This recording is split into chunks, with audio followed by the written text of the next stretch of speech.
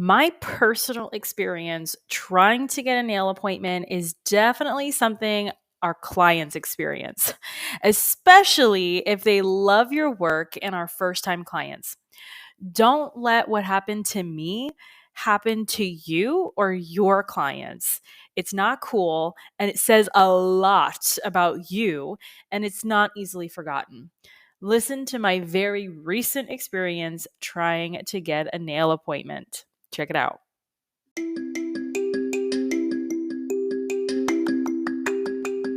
Are you a beauty or barber pro looking for that push to do that thing you've always wanted to do, whether it's in or out of the salon, spa, or shop?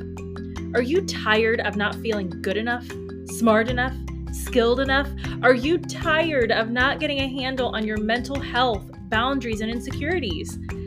I'm Christine Sherwood, the Beauty Pro Coach, an internationally certified coach, a salon and spa owner, and your personal Jiminy Cricket. I use my own experiences, good and bad, as a salon owner to help you be more self-aware, authentic, and forward-thinking in your approach to life, in and out of the salon. It's time to reach your version of success with the Beauty Pro Coach podcast.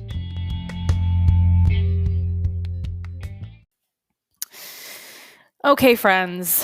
So I tried to get a nail appointment and it all started when I was stalking this girl on Instagram, checking out her work. I love the nail designs that they do, and it's just so cute. And I think it was, I wanted something festive, I wanted something cute.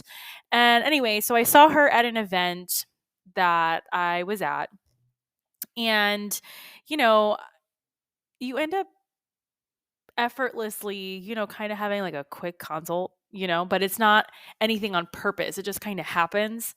And so I left the event, and maybe like a couple days later, I messaged her and I was like, "Hey, my mom, my aunt, myself, we love your work. We want to book with you. What's your booking link?" Right? Because that was another thing that I had noticed, was that on her Instagram, there was no booking link. And if you follow me on Instagram, if you follow me on Facebook, if you've heard any of my classes, you know that I am all about making your contact information easily available. I do understand that there's a trend in the industry right now to basically screen who's booking with you, because you don't want to be like shocked when you see them. And I totally get that. But at the same time, from my social media background, I'm all about making it available, making it easy so people can have the option to book with you. It's up to you to do the enforcing of having that screening, talking to them beforehand, talking to them when they're in your chair, consulting with them. But anyway, so the three of us women, my mom, my aunt, myself, we are faithful, loyal clients, especially to those people who love what they do and it's obvious, and they have talent and they have skill and they're so creative and innovative, right? We just love people like that. It was 3 new clients. I want to emphasize that. Every 3 to 4 weeks, this girl was going to have an income coming in. And I was so excited because I'd been watching her stuff. I had finally worked up enough courage to be like, this is it. I'm going to treat myself. It was not in my mind that, 3 loyal clients were about to be, just a hit it and quit it kind of thing. But I still wanted to like emphasize that, like, hey, you're getting 3 new girls, babes. Like, come on. Because I am in the industry, I see things a little differently, and you probably relate to this. And if you do, I want you to message me, leave your comments below, your ratings in the on the podcast. If you know, you know, okay? It's a blessing and a curse. So I waited for her booking links, and I think she got back to me maybe a day later. I don't know. whatever. I get the red notification. I'm so excited. And she says, I'm not taking any more clients. I'll let you know when I'm ready. My freaking heart. I was like, I was so disappointed. My heart sank. I was disgusted. I was upset. I was let down. I just felt so yucky, right? I felt exactly what the clients must feel. And let me explain, because I don't want to get too cray-cray, but I respect your boundaries. Like, as I'm talking as a client, I'm not talking as the BeautyPro coach right now. I'm talking as Christine, the client. And I will always respect the professional's boundaries of what they can and cannot do, their policies, their price points. I hear you and acknowledge the right you have that you have set up for yourself with your business boundaries. I admire your ability to pump the brakes, babes, and hold up that stop sign. Girl, you freaking go. All right. This is me, Christine, the client, talking to this, in my mind, to this nail tech. And also my coaching side, my being in the beauty industry for so long. Like, I'm just like, yeah, girl, you get it. Especially since this is something that I emphasize with my one-on-ones in my coaching programs and my classes, my online courses. Like, good for you, babe. Like, you pump the brakes. I'm not taking any more new clients right now. I'll let you know when I'm ready. Okay, I'm all about it, but there's a humongous, huge freaking peach of a butt, okay? Let me share with you some of my insight as I experience the other side of this, okay? As a salon owner myself and as a coach now, you have to live your boundaries. Live them. Don't say them. It's totally fine to not take new clients right now, to get back to anybody who is with it. Like, I get it. Okay. Don't say it. Don't tell a possible client, and especially if you're a nail tech, everybody's a potential client.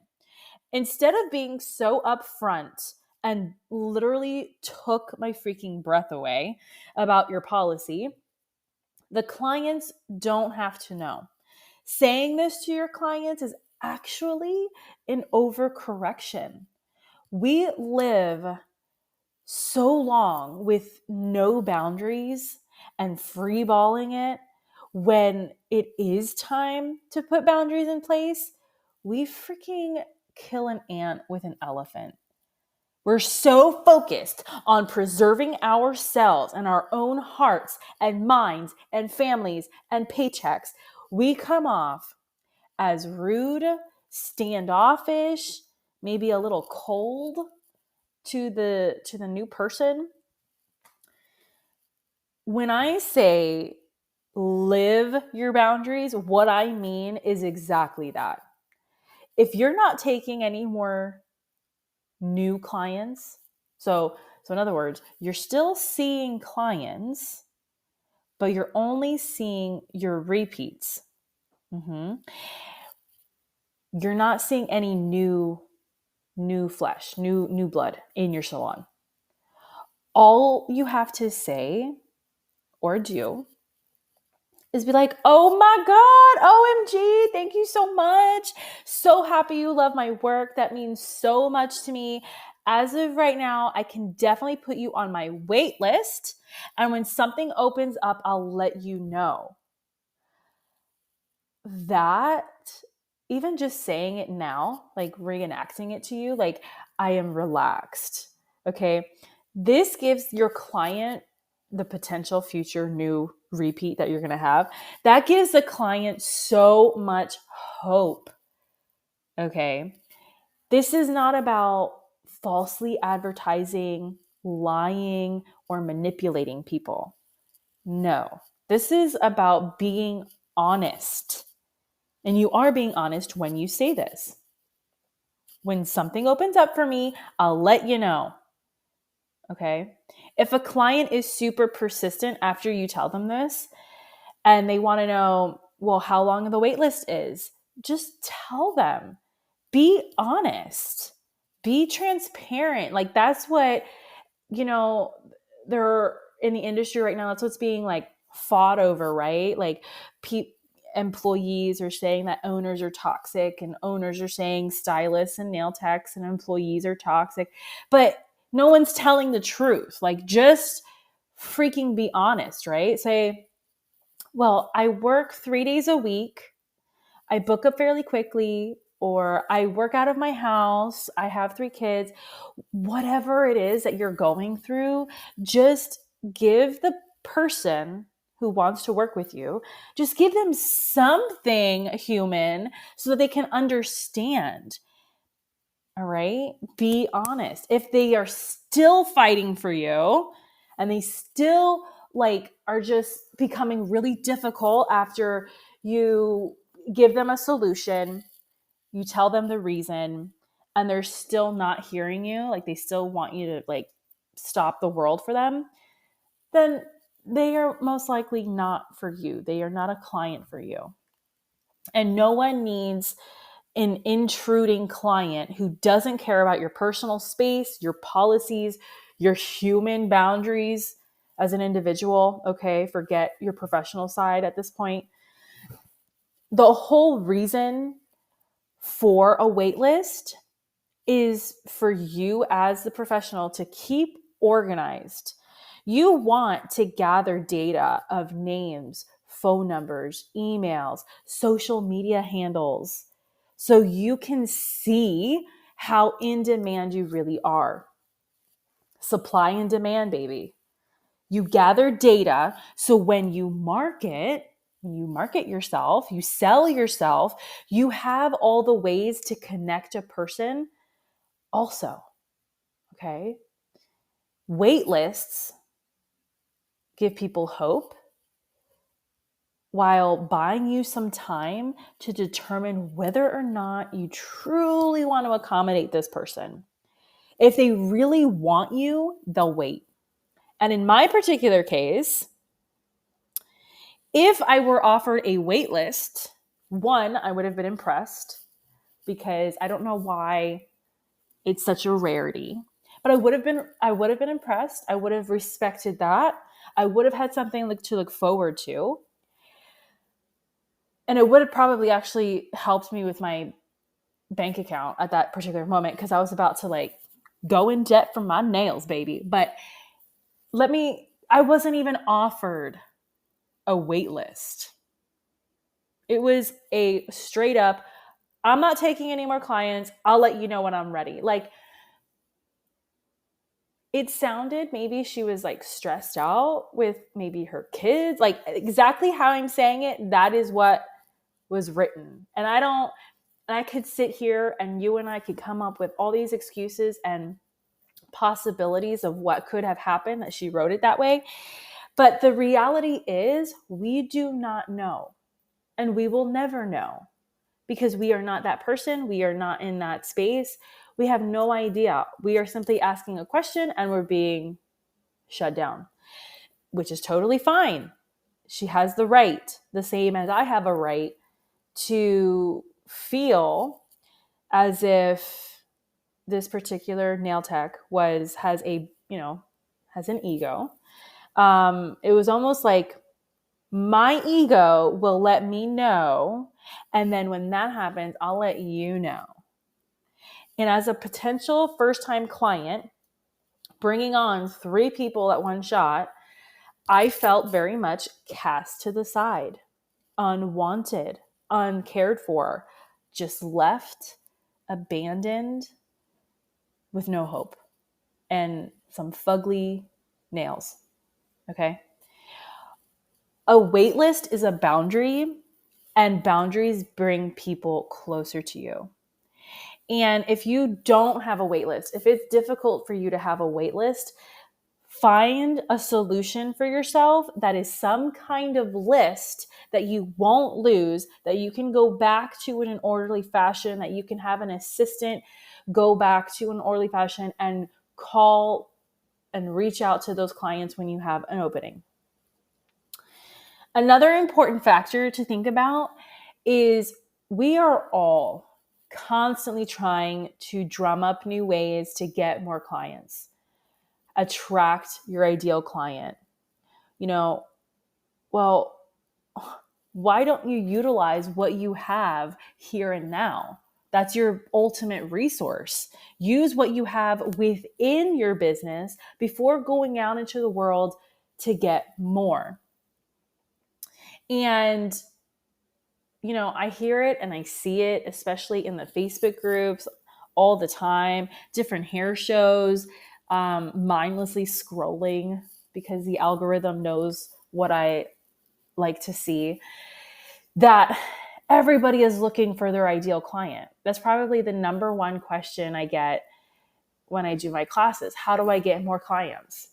My staff, how do I get more clients? What do we need to do? How can I get more? Right? And probably the biggest point to remember is if you've had a scarce season, whether it's the holiday season, whether you are in a very seasonal location, you get snowbirds or vacationers or whatever it is, maybe you're maybe dead sometimes, slower than normal. I know that was happening a lot all across the country this year for various economic reasons. A wait list becomes a resource for you to pull from.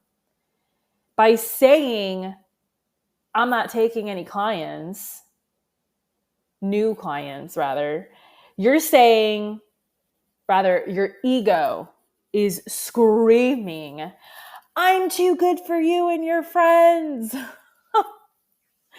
And I have been in this industry since I was freaking born. Go listen to episode 1 if you have not.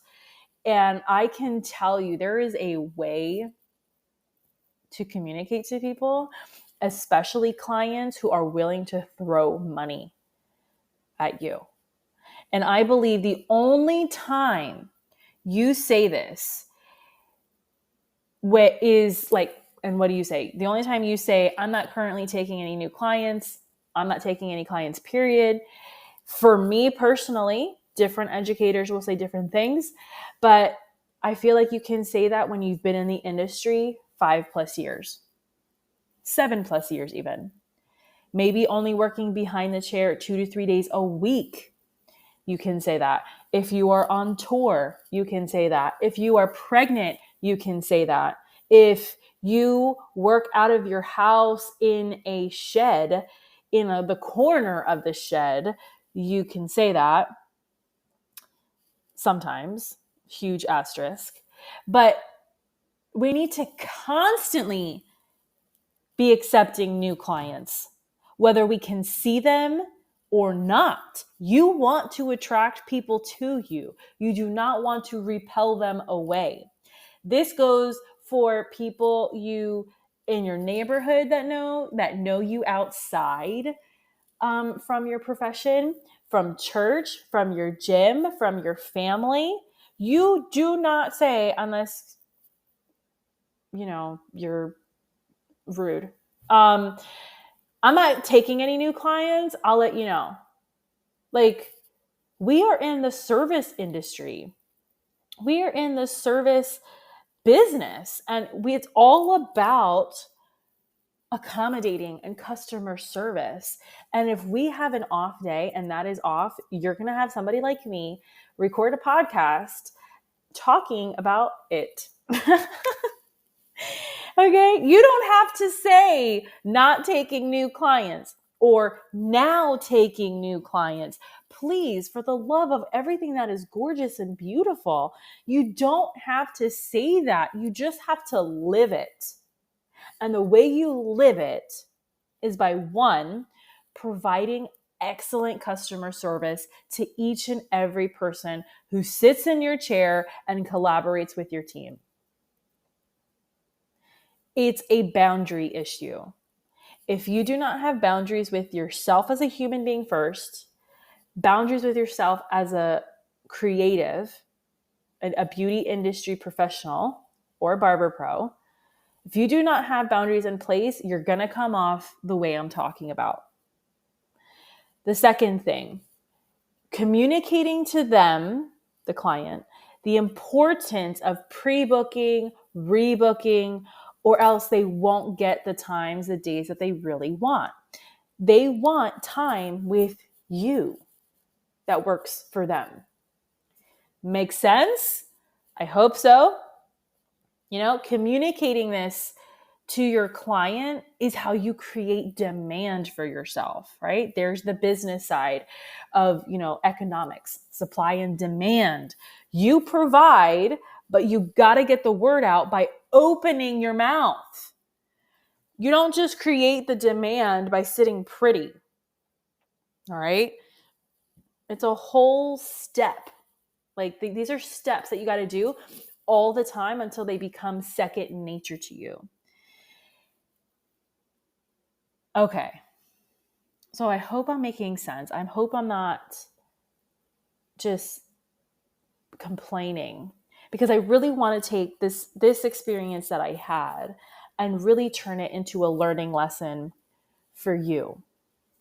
And so even being a coach and having the tools, the mental and emotional tools to work this out in my head, I can tell you from this simple interaction on Instagram, I have never felt so rejected and pushed away by another beauty professional. And let me tell you, you already know that when you're in sales, whether in education or clients, rejection is a part of our job.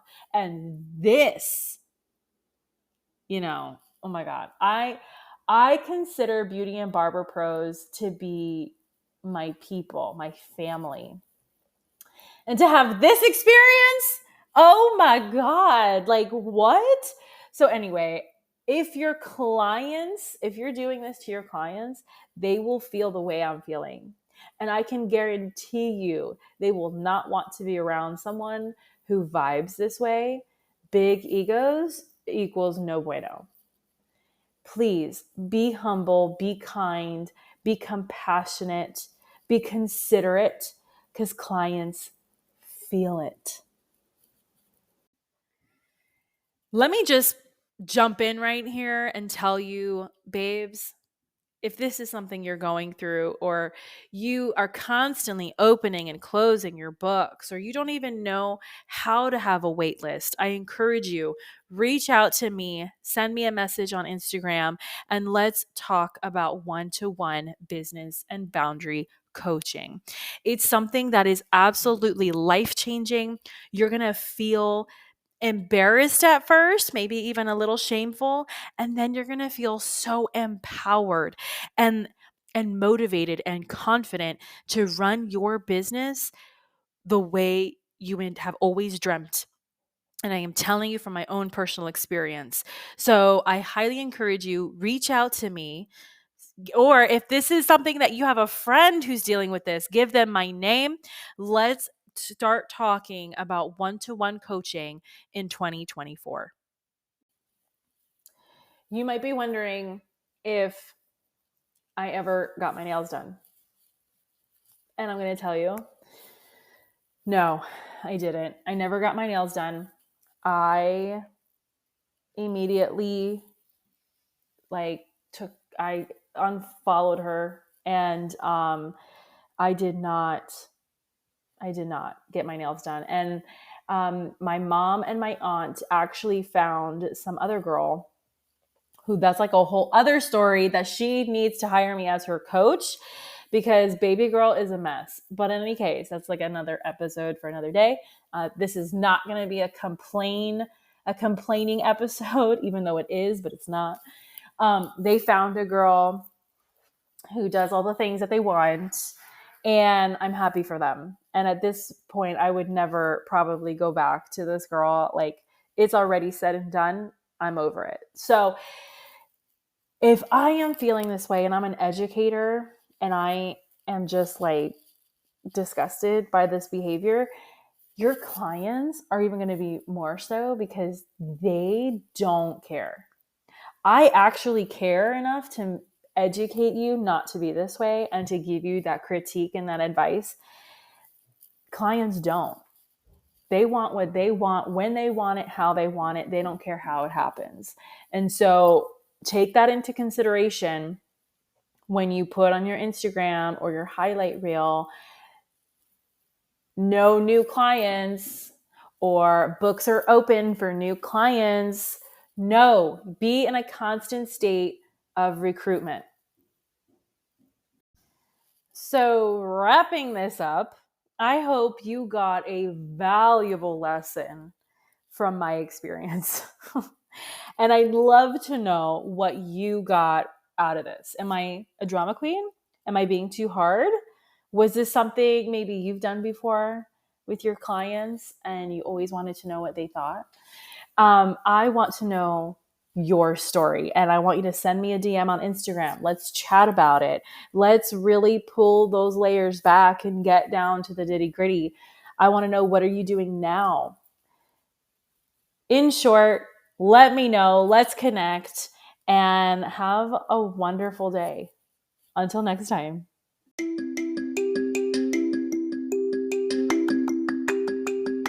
If you loved this episode, subscribe to the BeautyPro podcast on Spotify and Apple Podcasts so you never miss an episode. Don't forget to leave your reviews, stars, feedback so I can continue to bring the content you deserve and want most. Your feedback fuels this podcast. The more you give, the more you get back.